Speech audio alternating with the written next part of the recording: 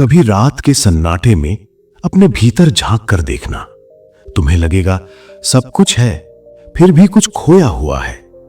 कभी सोचा है अगर ईश्वर ने तुम्हें कुछ अमूल्य दिया हो और तुम उसे पहचान ही न पाए हो? समुद्र के किनारे एक शांत सा गांव था। लहरें रोज आती लौट जाती। उसी गांव में रहता था एक साधारण मनुष्य, न कोई विद्वान न कोई राजा। वो रोज समुद्र से नमक भरता, भारी बोरे उठाता और बाजार में बेच देता।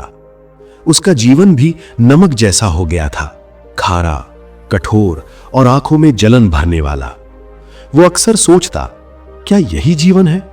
एक दिन समुद्र असामान्य रूप से शांत था। फिर अचानक तूफान उठा। लहरों ने उसके हाथ से बोरा छीन लिया। नमक पानी में घुल गया। वो किनारे बैठ गया, थका हुआ, टूटा हुआ। उसी क्षण उसकी उंगलियां बोरे के कोने में किसी ठोस चीज से टकराईं। वो एक छोटा सा कण था, पर उसमें अजीब सी शांति थी, एक मौन चमक।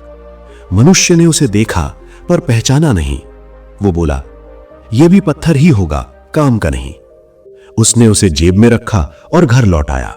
दिन बीतते गए, सप्ताह बीते, महीने बीते। वो मोती दरवाजा रोकने में काम आने लगा और मनुष्य फिर नमक ढोने लगा। मोती वहीं था, पर अर्थ खो चुका था। एक संध्या एक शांत यात्री उस घर के सामने रुका। उसकी आंखें देखती कम थीं, पहचानती ज्यादा थीं। उसने दरवाजे के नीचे उस कण को देखा और रुक गया। यात्री ने कहा, क्या तुम्हें पता है ये क्या है?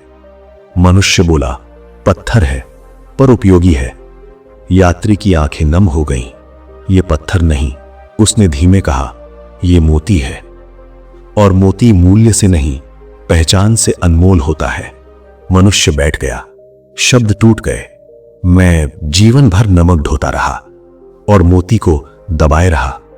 उसकी आंखों से आंसू नहीं गिरे, पर आत्मा रो रही थी। यहीं गौतम बुद्ध अपने शिष्यों से कहते हैं, शिष्यों, ये मनुष्य कोई और नहीं, ये मानव जाति है। ईश्वर ने हमें ये जीवन मोती की तरह दिया, पर हमने इसे इच्छा, भय, तुलना और अहंकार के बोरे में छुपा दिया। बुद्ध कहते हैं, जो बीत गया वो पिघला हुआ नमक है, पर जो शेष है वही मोती है। यदि तुम अभी भी अपने भीतर झांको तो मोती अब भी चमक रहा है।